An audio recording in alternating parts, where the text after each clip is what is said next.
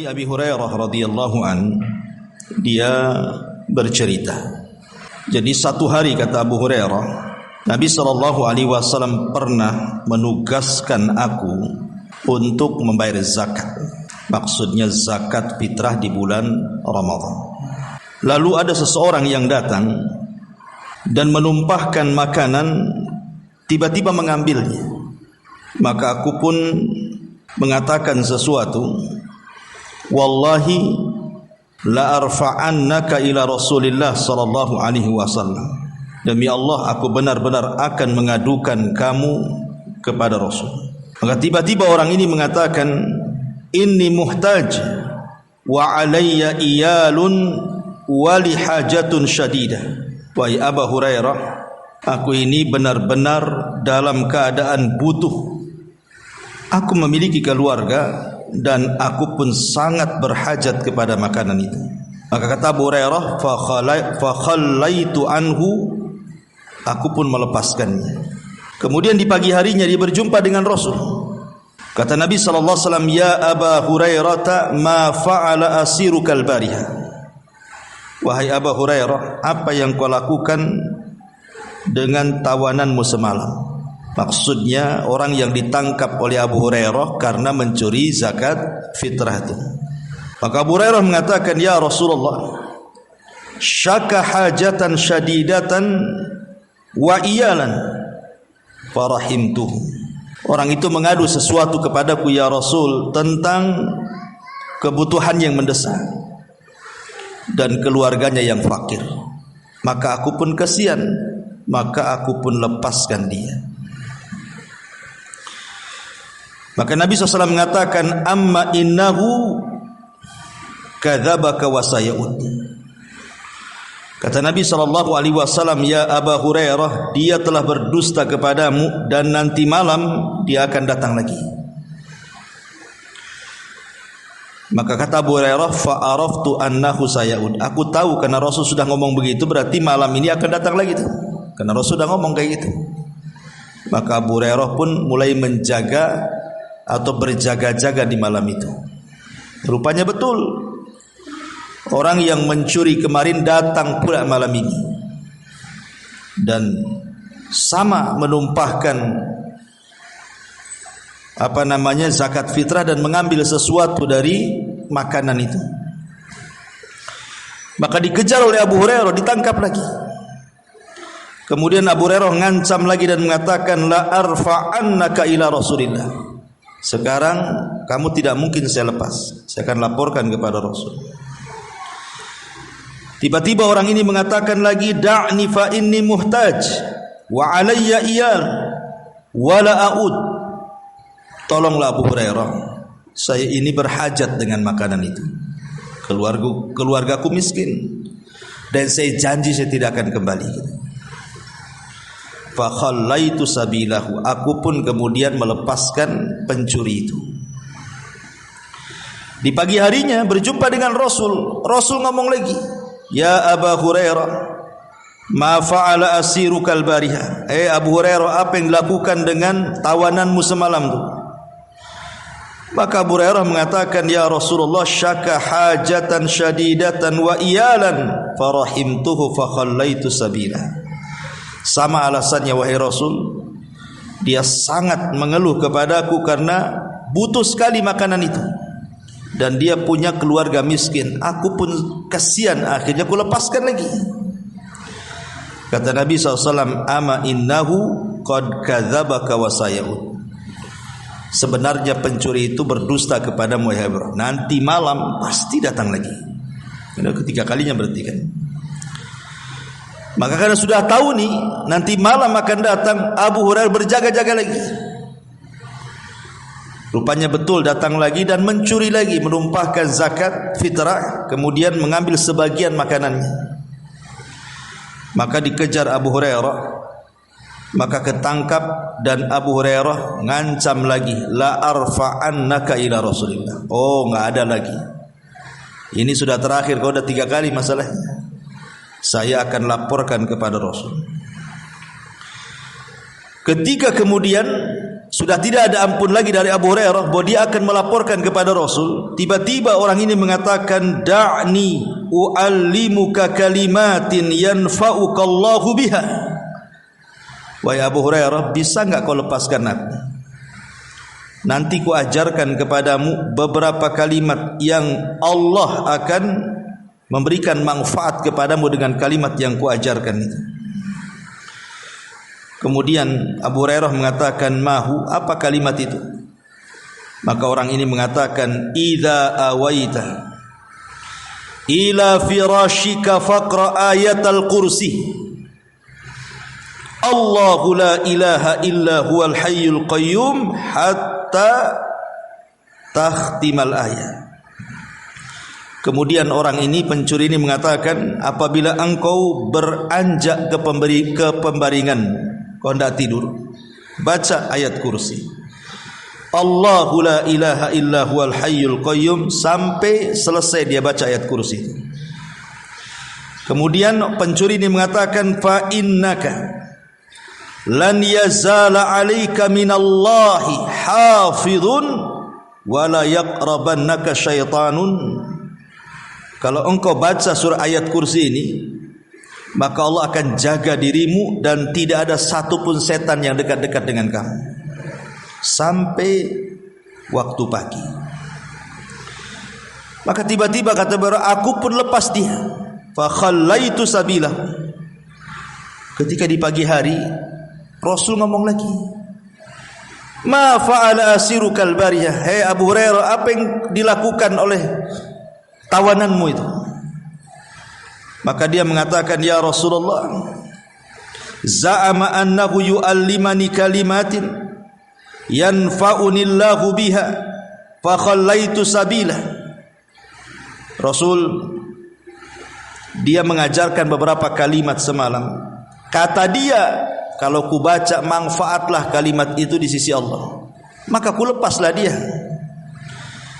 Maka kata Rasul sallallahu alaihi wasallam, mahi, apa kalimat yang diajarkan kepadamu itu? Maka kata Abu Hurairah, dia mengajarkan, idza awaita ila firashika faqra ayatal kursi min awwaliha hatta takhtimaha. Apabila kau beranjak ke pembaringanmu, bacalah ayat kursi dari awal sampai akhir. Kemudian dia mengatakan bahwa aku akan senantiasa dijaga Allah dan tidak didekati syaitan. Maka Nabi SAW mengatakan, amma innahu qad sadaqaka wa huwa kadzub. Abu Hurairah, kau tahu siapa dia? Dia adalah syaitan. Sadaqaka wa huwa kadzub. Untuk masalah ini benar dia, tapi dia itu pendusta. Secara umum setan itu pendusta, tapi khusus ayat kursi yang kau ajarkan, apabila di malam hari kau baca sampai subuh, Allah akan jaga dan setan tidak akan dekat, itu benar. Makanya Rasul mengatakan, shadaqaka wa huwa kadzib. Dia benar dalam masalah ini, tapi ingat, setan itu pendusta. Taibasyiral muslimat yang dimuliakan Allah Subhanahu wa taala. Ada hadis lain yang menunjukkan tentang keagungan ayat kursi ini, di mana dikisahkan dari Ubay ibn Ka'ab radhiyallahu an. Ubay ibn Ka'ab radhiyallahu an. Jadi Ubay ibn Ka'ab ini satu hari berada di masjid. Kemudian Nabi SAW datang kepada beliau menanyakan soal ayat yang paling agung dalam Quran. Kata Nabi, ya Abal Mungdir, atadri ayyu ayati min kitabillahi ma'aka a'zam. Wahai Aba Mungdir, ini kunyah daripada Ubay ibn Ka'ab. Tahu enggak ayat dalam Quran yang paling agung menurutmu? Ingat, Ubay bin Ka'ab ini sahabat yang dilebihkan dalam Quran, dan direkomendasi Rasul untuk para sahabat mengambil Quran dari dia. Ubay bin Ka'ab ini. Makanya di masa Umar, ketika Umar menghidupkan taraweh 1 bulan, yang jadi imam siapa? Ubay ibn Ka'ab. Dia mengimami manusia di masa Umar 23 rakaat. Jadi karena Rasul tahu bahwa Ubay ini dilebihkan oleh Allah dari segi Quran, makanya dia memiliki keistimewaan sampai-sampai namanya disebut-sebut di sisi Allah Subhanahu wa taala. Ketika Nabi SAW 1 hari memanggil Ubay dan mengatakan, "Ya Ubay, Allah memerintahkan aku untuk membacakan kepadamu surah Al-Bayyinah." Kemudian Ubay mengatakan, "As-samanillah, apakah Allah menyebut-nyebut namaku wahai Rasul?" "Ya." Maka Ubay pun menangis saking senangnya. Kok bisa orang sepertiku disebut-sebut Allah, padahal banyak orang yang lebih utama dibandingkan aku, kata Ubay. Di sana ada Abu Bakar, Umar, Utsman, Ali, kenapa aku gitu? Ya. Sekali lagi karena dilebihkan dari Al-Quran. Makanya 1 hari Rasul ketika di masjid menghampiri Ubay dan mengatakan, "Ya Abal Mungdir, wahai Abal Mungdir kunyahnya, atadri ayu ayatin minal kitabi maka a'zam?" Tahu enggak ayat yang paling utama dalam Quran itu? Maka sebagai adab seorang penuntut ilmu, Ubay mengatakan, "Allah wa rasuluhu a'lam." Allah dan Rasulnya yang tahu. Tapi Rasul terus saja menekan Ubay supaya Ubay menjawab. Akhirnya Ubay pun mengatakan, "Ayat yang paling agung menurutku wahai Rasul adalah Allahu la ilaha illa huwal hayyul qayyum." Kemudian dia membaca ayat kursi sampai selesai. Setelah itu Rasul menepuk dada Ubay dan mengatakan, "Wallahi liyahnikal ilmu ya Abal Mungdir." Demi Allah, semoga Allah memudahkan engkau menuntut ilmu wahai Abal Mungdir. Kau cerdas. Rasul memuji siapa? Ubay bin Ka'ab. Dari 2 riwayat ini kita bisa memetik faedah tentang keagungan ayat kursi. Bagaimana ayat kursi ini dijadikan ayat termulia, teragung di dalam Al-Quranul Karim. Memang kita tidak menafikan ada yang berpendapat bahwa ayat satu dengan ayat yang lain itu sebenarnya nilainya sama saja. Kalau kita baca Alam Nashrah Laka Sadrak, maka nilainya sama dengan Tabbat Yada Abi Lahab wa Tab. Kalau kita baca Tabbat Yada Abi Lahab wa Tab sama dengan ayat Lam yakunil ladina kafaru min ahlil kitab. Kalau kita baca Lam yakunil ladina min ahlil kitab sama dengan ayat La Allahu la ilaha illa huwal hayyul qayyum. Jadi ayat satu dengan ayat lain itu sebenarnya sama saja.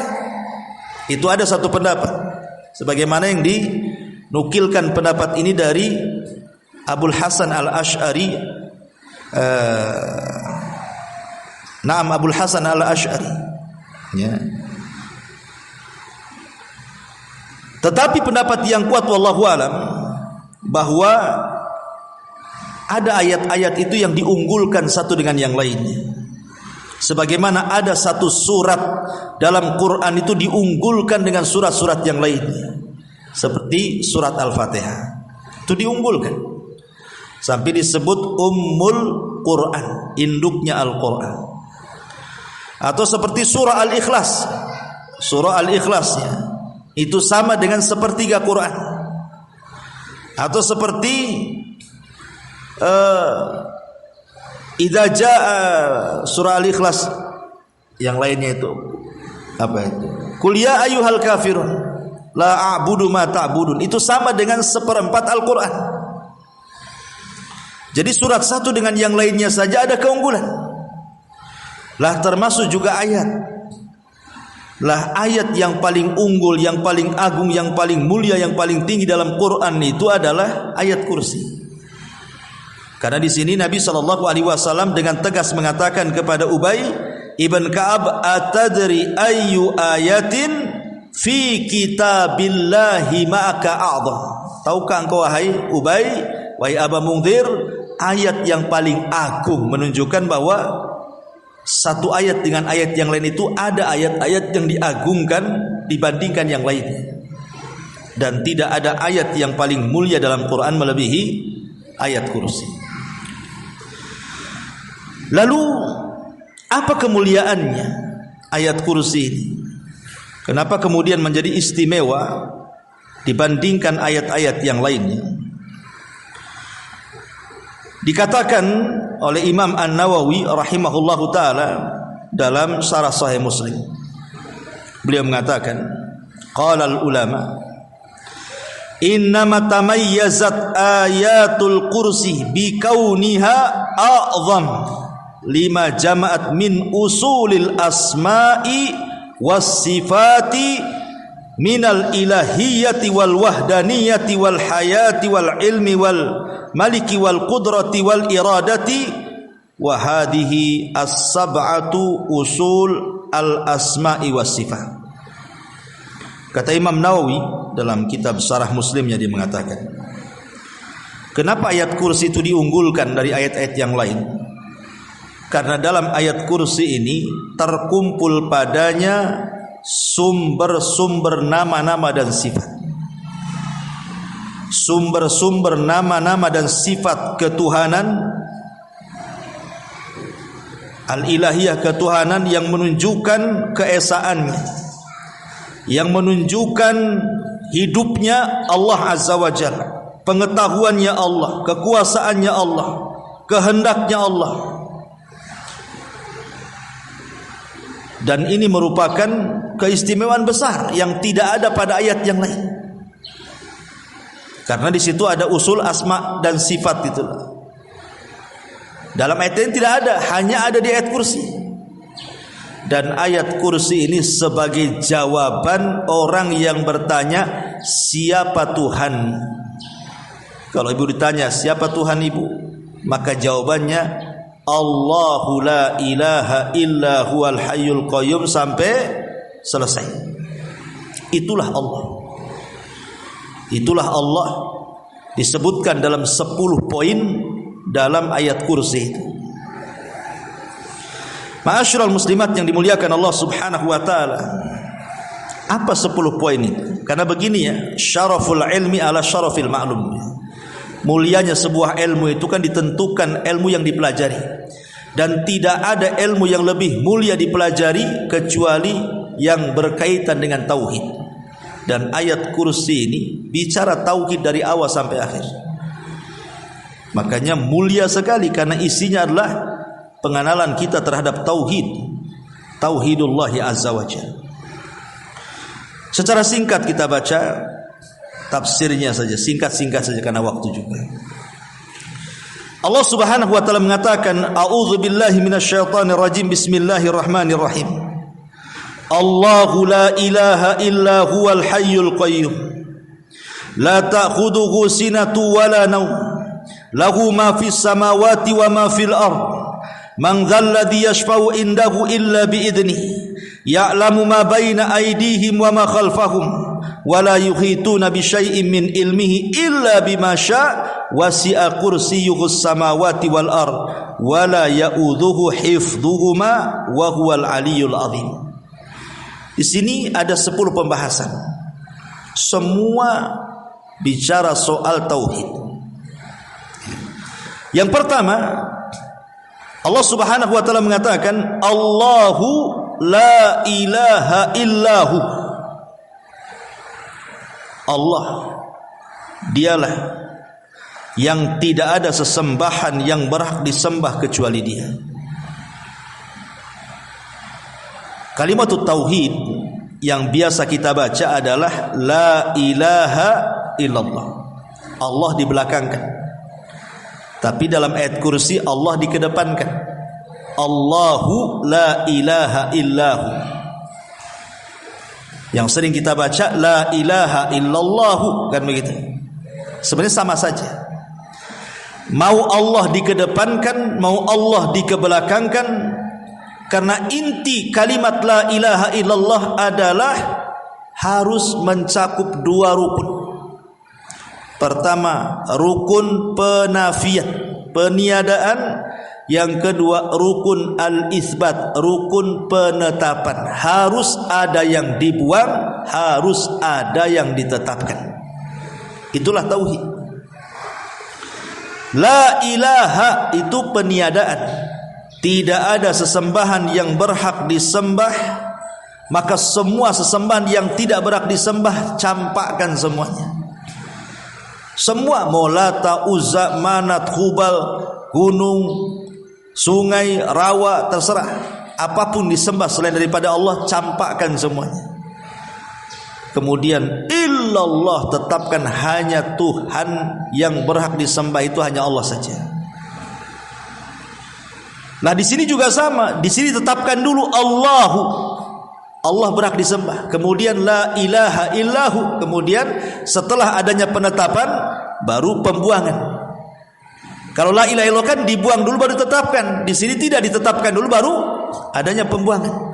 Ditetapkan Tuhan yang berhak disembah yaitu Allah, baru dibuang Tuhan-Tuhan yang layak tidak disembah, tidak layak disembah, dicampakkan semuanya. Itulah tauhid. Hanya menetapkan satu Tuhan. Ma'asyiral muslimat yang dimuliakan Allah Subhanahu wa taala. Bicara kalimat la ilaha illallah.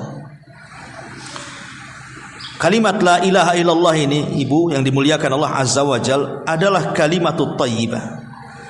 Kalimat yang indah.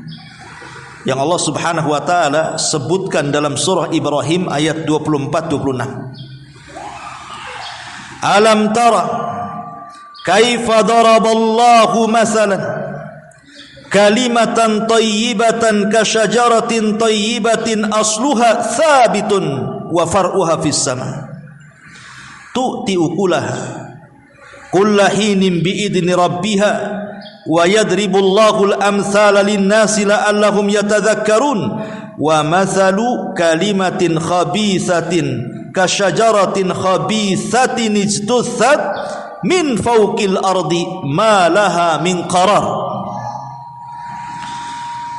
Tidakkah kamu perhatikan bagaimana Allah telah membuat perumpamaan kalimat yang baik, maksudnya kalimat la ilaha illallah. Lihat bagaimana Allah membuat perumpamaan kalimat la ilaha illallah itu. Seperti pohon yang sangat baik. Akarnya teguh, maksudnya menancap ke bumi, tidak goyang. Dan cabangnya menjulang ke langit.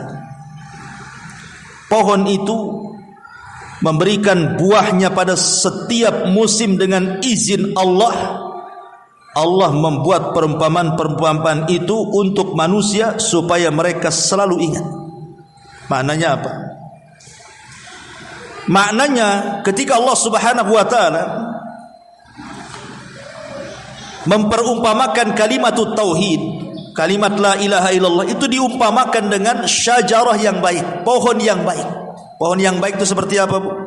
Akarnya nancap ke tanah dan tidak bergoyang. Kemudian batangnya menjulang ke langit dan tidak roboh. Kemudian dipenuhi dengan buah-buahan yang selalu diambil setiap musimnya dan menjadi manfaat bagi manusia. Itulah tauhid. Itulah tauhid kata para ulama. Tauhid ini diumpamakan dengan pohon, maksudnya kenapa Allah Subhanahu wa taala mengumpamakan dengan pohon? Yang dimaksud pohon di sini kata para ulama, akarnya teguh, artinya kalimat la ilaha illallah itu akarnya teguh. Kalau orang sudah mengucapkan kalimat la ilaha illallah dan dia paham dengan maknanya, maka dia akan teguh hidupnya, tidak akan goyang. Orang kalau bertauhid, Bu, nggak akan goyang kiri kanan, karena dia tidak mungkin menyandar kecuali kepada Allah. Dia tidak akan punya rasa takut, karena dia takutnya hanya kepada Allah Azza wa Jalla. Dia tidak akan mengeluh, karena dia sudah ada tempat keluhan Allah Azza wa Jalla. Dia tidak akan bersandar, karena sudah ada tempat bersandar kepada Allah Azza wa Jalla, zat yang maha kaya, yang maha kuat, yang maha perkasa, yang maha segala-galanya. Dia akan kokoh hidupnya tuh. Bagaikan pohon yang akarnya nancap tuh, kokoh hidupnya kan, nggak akan goyang, Bu. Mau dikasih nikmat sedikit bersabar, mau dikasih nikmat banyak bersyukur, karena bertauhid dia. Kemudian juga batangnya menjulang ke langit. Maksudnya batangnya menjulang ke langit di sini bahwa ketika kokoh tauhidnya, maka seorang yang beriman, yang sudah bertauhid kepada Allah Subhanahu wa taala, maka tauhid itu diaplikasikan dalam bentuk amalan. Setelah kokoh tauhidnya, maka dia pun mulai beramal saleh. Dampak daripada kekokohan tauhid itu kemudian berbuah. Maknanya amal solehnya berbuah baik untuk yang mengamalkannya ataupun orang lain yang melihatnya. Itulah orang yang bertauhid. Orang bertauhid di mana saja bu hidupnya manfaat. Orang yang bertauhid itu di mana saja mereka hidup, maka mereka akan bermanfaat. Makanya kenapa Nabi SAW mempermisalkan seorang mukmin itu seperti pohon kurma. Perhatikan sebuah hadis yang dikeluarkan Imam Bukhari. Hadis ini dari Ibnu Umar radhiyallahu anhuma, dia mengatakan, kunna inda Rasulillah sallallahu alaihi wasallam faqala akhbiruni an syajaratin tushbihu aw karrajulil muslim la yatahatu waraquha wala tu'ti ukulaha kullahinin. Qala Ibnu Umar fawaqa'a fi nafsi annaha nakhla wa ra'aitu Aba Bakrin wa Umar la yatakallamani fakarihtu an atakallam falamma lam yaqulu syai'an qala Rasul sallallahu alaihi wasallam hiya nakhlah falamma qumna qultu li Umar ya abata wallahi laqad kana waqa'a fi nafsi annaha nakhlah qala ma manaka an tukallim qala lam arakum tatakallamun fakarihtu an atakallam aw aqulu syai'an qala Umar la an takuna qultaha ahabbu ilayya min kada wa kada. Kata Abdullah ibn Umar, ini kan Ibnu Umar masih kecil waktu itu, masih kecil. Kemudian Rasul membuat majelis. Dalam majelis itu sahabatnya banyak, ada Abu Bakar, ada Umar, orang-orang tua banyak. Lah Ibnu Umar itu masih kecil, hadir di majelis itu. Kemudian Rasul berikan pertanyaan, ceritakan kepadaku tentang pohon yang menyerupai seorang mukmin. Tahu enggak pohon yang menyerupai seorang mukmin itu? Kemudian kata Nabi SAW, ia tidak pernah rontok dedaunannya, baik di musim panas maupun di musim dingin, dan ia mengeluarkan buahnya setiap musim dengan izin Allah. Ibnu Umar mengatakan, lalu terbentik dalam hatiku, jangan-jangan pohon kurma tuh. Masalahnya aku melihat Abu Bakar dan Umar kok tak jawab, diam saja. Aku pun malulah menjawab karena masih kecil masalahnya. Tiba-tiba Rasul mengatakan, kalian tidak tahu? Aku kasih tahu, itulah pohon kurma. Kata Ibnu Umar, tuh kan betul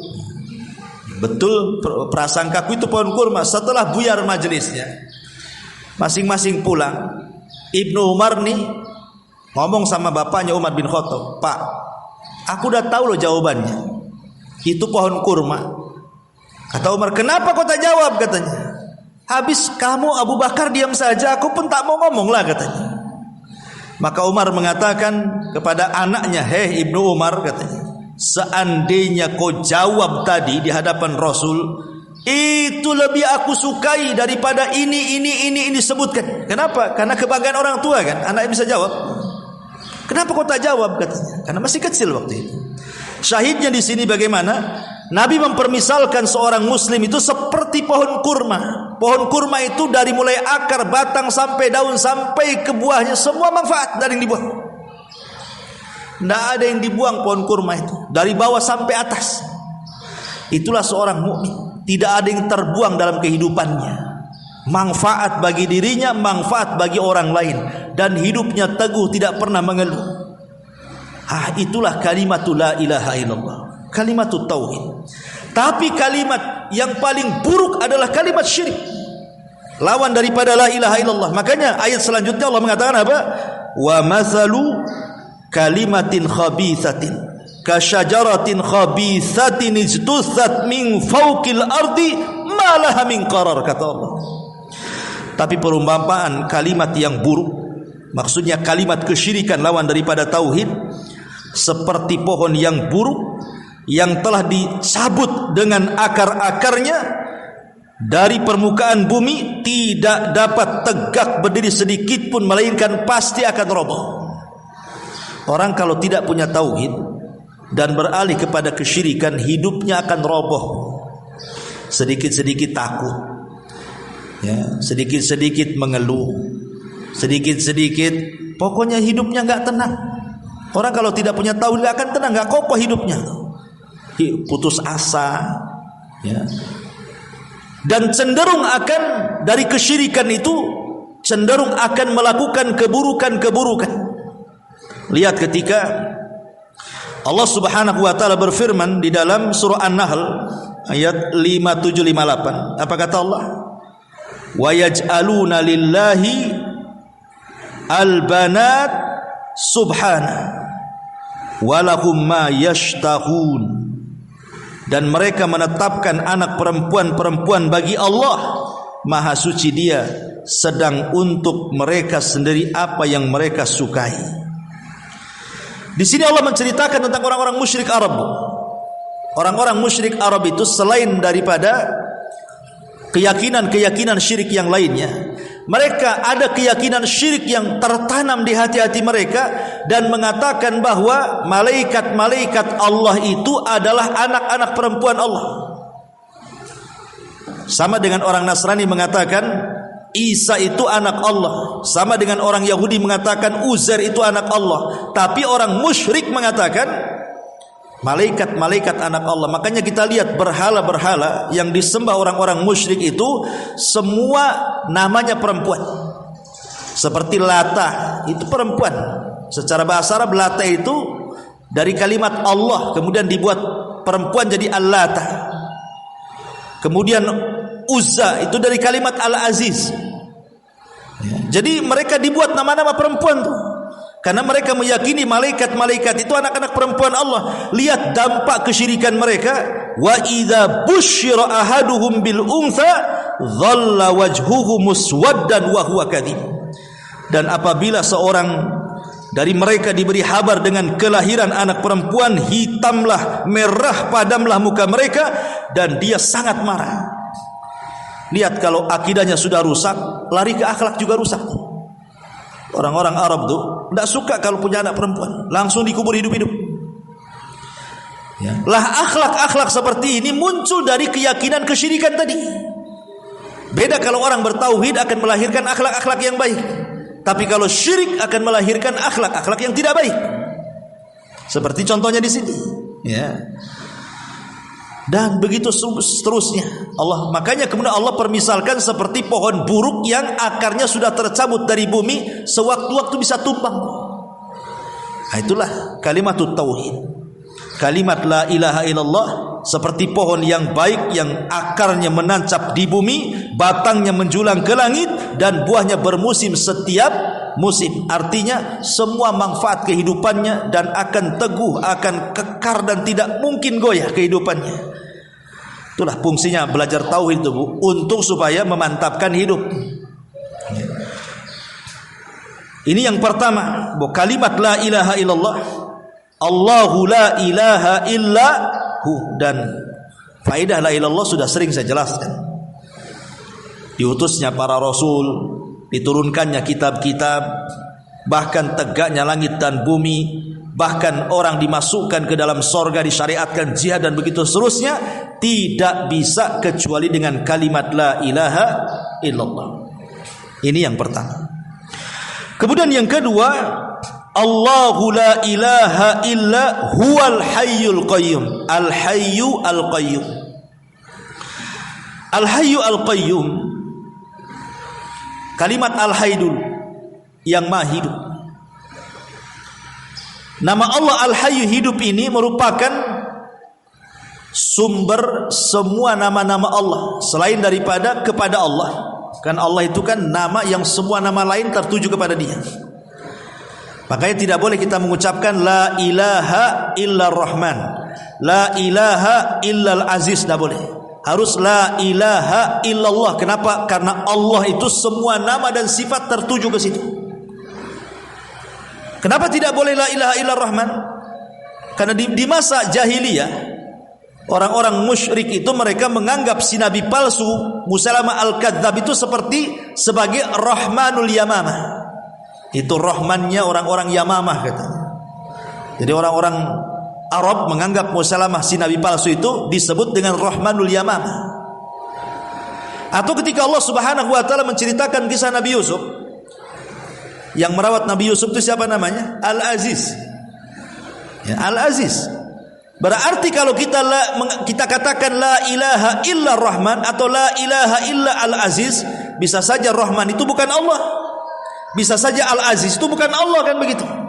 Tapi kalau sudah la ilaha illallah, berarti memang tertuju kepada Allah, nggak ada yang lain.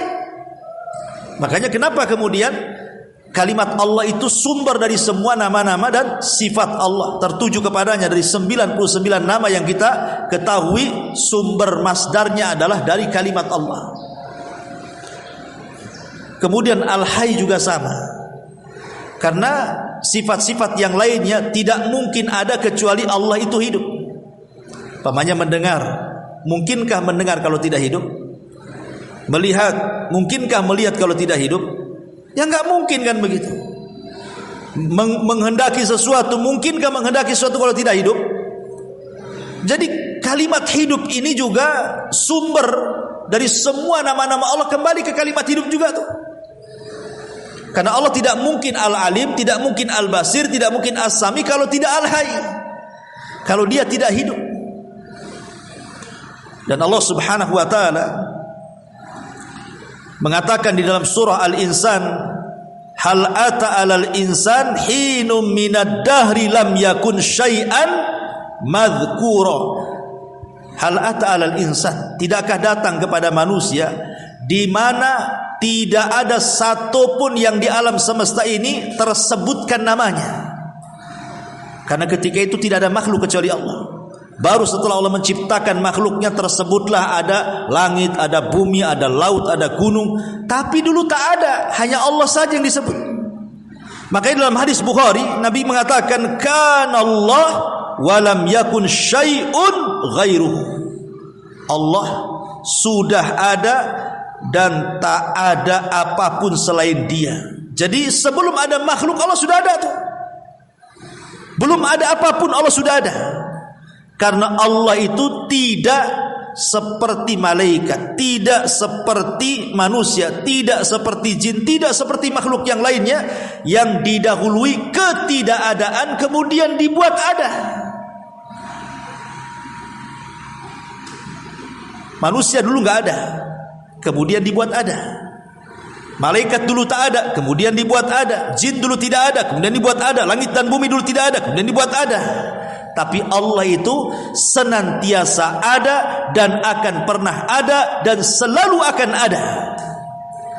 Itulah yang kemudian Allah katakan dalam surah Al-Hadid ayat 3, huwal awwalu wal akhiru wal zahiru wal batinu. Dialah yang awal, dialah yang akhir, yang nampak, yang samar, dan begitu seterusnya.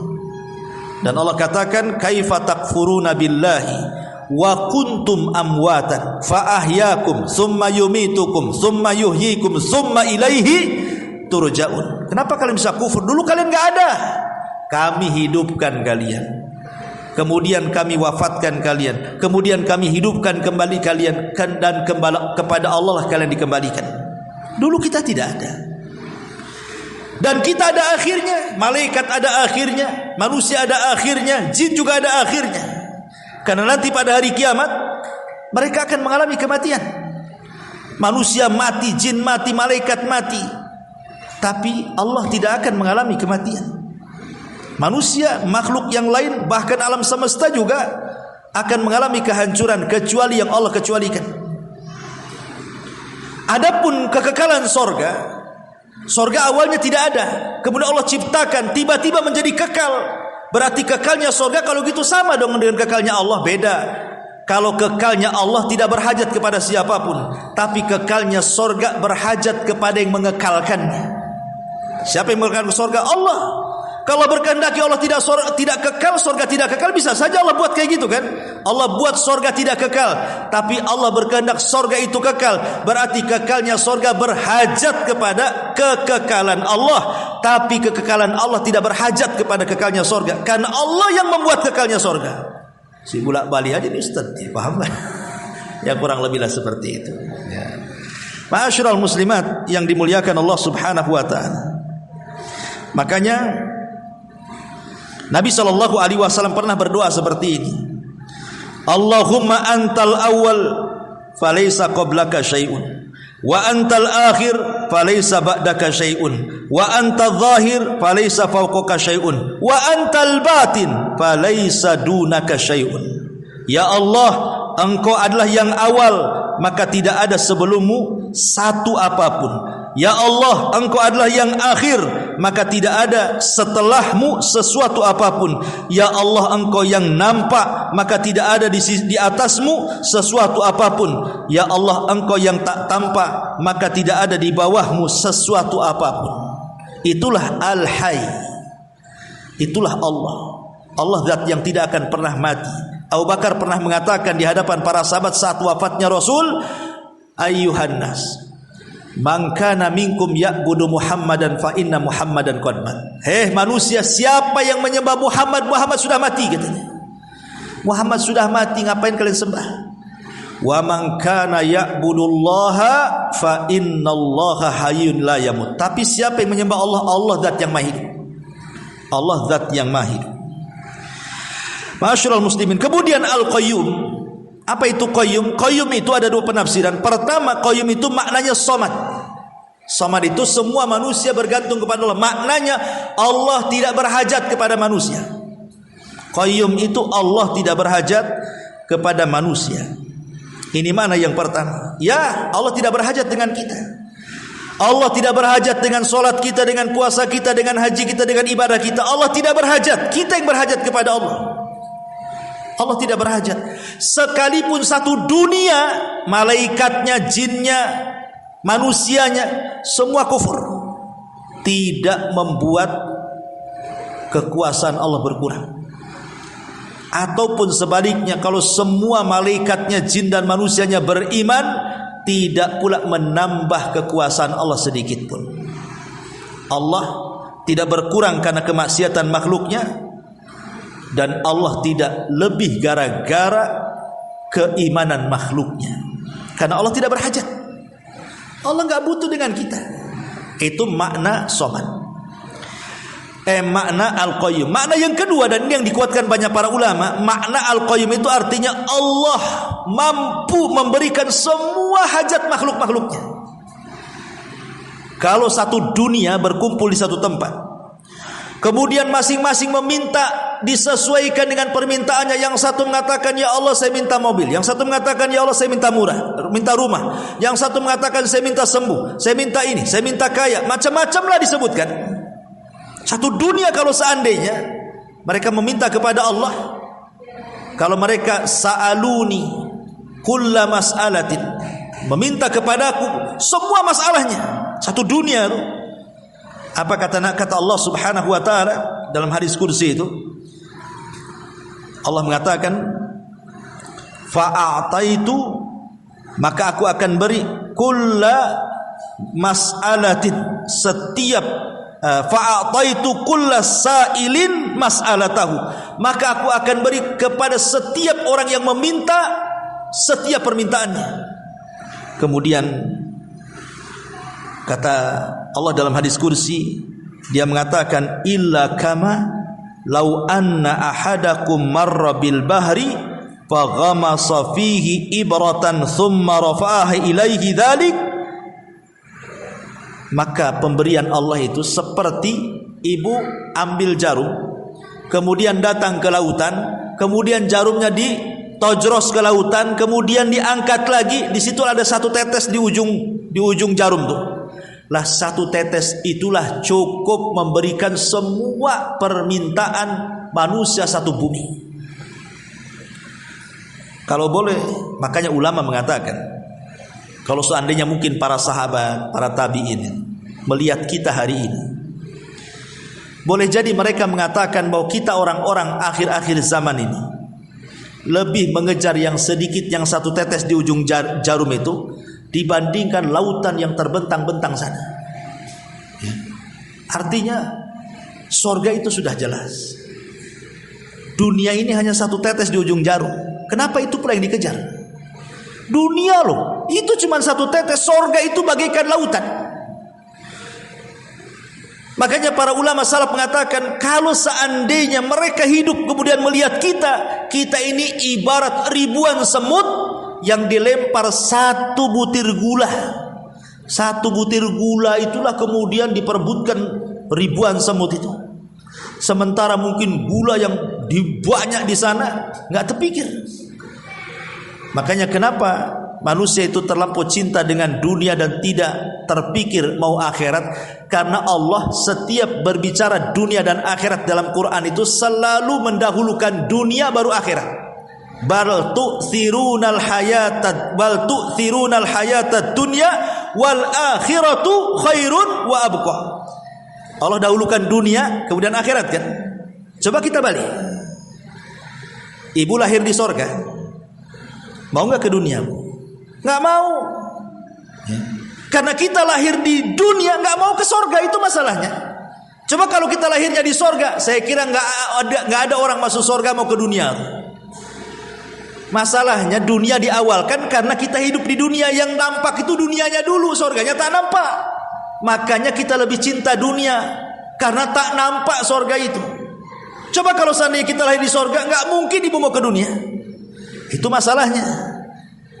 Nah, inilah yang kemudian kita diajarkan bahwa Al-Qayyum itu Allah mampu memberikan segala hajat kebutuhan semua makhluknya, manusianya, jinnya, malaikatnya, binatangnya, tumbuh-tumbuhannya, dan begitu seterusnya. Itulah Al-Qayyum. Ya. Kemudian yang ketiga, Allahu la ilaha illa huwal hayyul qayyum la ta'khuduhu sinatun wala naum. Dan Allah Subhanahu wa taala tidak mungkin tersentuh dengan sina, ngantuk, wala naum, apalagi tidur. Ngantuk aja tidak, apalagi tidur. Logika, Bu. Kalau ibu pulang dari sini yang naik motor, ya Bu, ibu ngantuk, terobos saja jalan tuh. Kira-kira nabrak nggak? Ya, pasti nabrak. Yang lebih parah lagi, ibu tidur saat nyetir, saya jamin Bu, bangun tuh mungkar nakir depan ibu tuh. Ya. Pasti celaka kan? Orang kalau ngantuk nyetir, oh nabrak-nabrak Bu. Apalagi tidur, bukan nabrak, bukan ini, matilah kita dibuat di situ. Maknanya kita manusia ketika sedang ngantuk, sedang tidur saja kita tidak stabil untuk mengatur setir mobil, setir motor itu. Tidak bisa. Ibu lagi masak ngantuk, tertumpah garam satu, asin semua tuh. Lagi ngantuk. Karena saya pernah juga dulu jadi koki di pondok itu.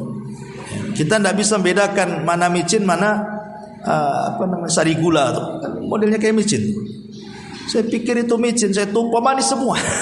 Rupanya sari gula. Sampai masak lagi akhirnya. Ya. Karena ngantuk, masaknya ngantuk. Ya jadi gitu, jadinya maunya asin jadi manis semua. Lah bayangkan kalau seandainya Allah yang ngantuk, Allah yang tidur. Ini Allah ini yang mengatur alam semesta. Apa nggak tabrak-tabrakan tuh planet tilang itu? Pasti masalah gitu. Walillahil masalul a'la. Makanya ada sebuah riwayat Nabi Musa alaihi salatu wassalam. Riwayat ini disebutkan oleh Ibnu Katsir dalam tafsirnya. Walaupun beliau mengatakan bahwa riwayat ini sebenarnya lemah, bahkan mungkar. Tapi kita ambil ibrahnya. Jadi Nabi Musa ini bertanya kepada malaikat, apakah hal yanamu rabbuna? Apakah Allah itu tidur? Jadi malaikat diutus oleh Allah Azza wa Jalla untuk membawa dua bejana.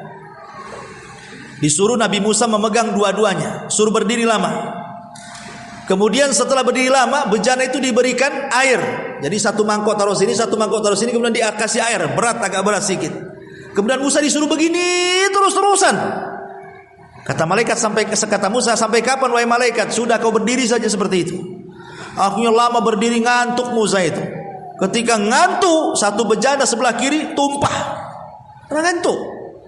Tinggal satu, dia berusaha pokoknya, akhirnya tertidur, tumpah dua-duanya. Nah, itulah kalau ngantuk sama tidur. Ngantuk saja pecah, apalagi tidur. Ya. Seolah-olah ini Allah ingin mengatakan kepada Musa, ya Musa, kalau aku ngantuk, apalagi tertidur, sama kayak gitu tuh kejadiannya tuh.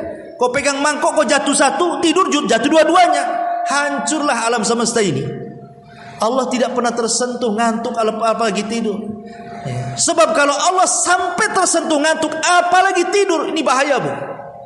Ibu berdoa nih, ya Allah, berikan saya anak banyak. Allahnya ngantuk, salah dengar. Ya, dikira tak mau anak, nggak dikasih sama Allah. Namanya orang ngantuk, salah dengar. Apalagi lagi tidur, ibu berdoa tengah malam, Allahnya lagi tidur. Ya orang tidur nggak tahu ibu minta apa kan? Kok nggak dikabul-kabulkan ini? Nah, ini kan masalah jadinya.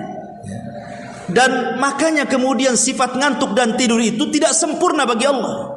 Dan itu hanya sempurna bagi makhluk. Makhluk itu terbalik. Kalau tidak ngantuk, tidak tidur, nggak sempurna, pasti wajib ke rumah sakit beli obat ngantuk. Itu manusia. Coba saja Bu, 5 hari ibu tak tidur, pasti ke rumah sakit, minta obat tidur. Ya. Tapi Allah itu berbeda sifatnya dengan kita. Sifat Allah itu sempurna. Justru tidak ngantuk, tidak tidur bagi Allah sempurna, tapi bagi kita tidak sempurna makhluk. Nah, makanya disebut Allah mengatakan tidak sinatun, tidak juga naum. Kemudian Allah mengatakan selanjutnya Hayyul Qayyum la ta'khudhuhu sinatun wala naum. Nah, itu sudah keempat ya. Allahu la ilaha illahu Al-Hayyul Qayyum la ta'khudhuhu sinatun wala naum lahu ma fis samawati wa ma fil ardh. Bagi Allah kepunyaan langit dan bumi.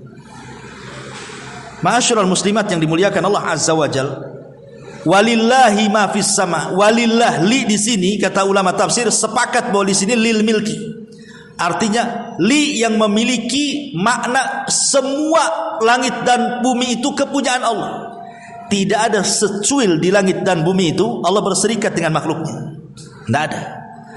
Langit dan bumi itu mutlak kepunyaan Allah. Tidak ada secuil yang di alam semesta ini kecuali milik Allah. Kita tidak berserikat sedikit pun di situ. Sampai kita sendiri milik Allah. Badan ibu itu milik Allah. Makanya tidak boleh ibu potong jari itu. Kan itu bukan milik ibu. Umpamanya ambil pisau kemudian dipotong satu ruas. Nggak boleh, berdosa Bu. Kita memotong jari kita ini bukan jari kita milik kita, milik Allah. Berarti zalim kepada Allah Azza wa Jalla memotong jari kita. Karena semua milik Allah. Pertanyaannya, kenapa Allah Subhanahu wa taala menciptakan langit dan bumi? Apa hikmahnya? Buat apa Allah menciptakan langit dan bumi itu? Maka Allah Subhanahu wa taala sebutkan hikmah di balik penciptaan langit dan bumi. Ibu perhatikan surah An-Najm 31. Walillahi ma fis samawati wa ma fil ard liyajziyal ladzina asa'u bima amilu wa yajziyal ladzina ahsanu bil husna. Dan dialah Allah yang memiliki semua yang ada di langit dan semua yang ada di bumi. Untuk apa? Liyajziyal ladzina asa'u bima amilu.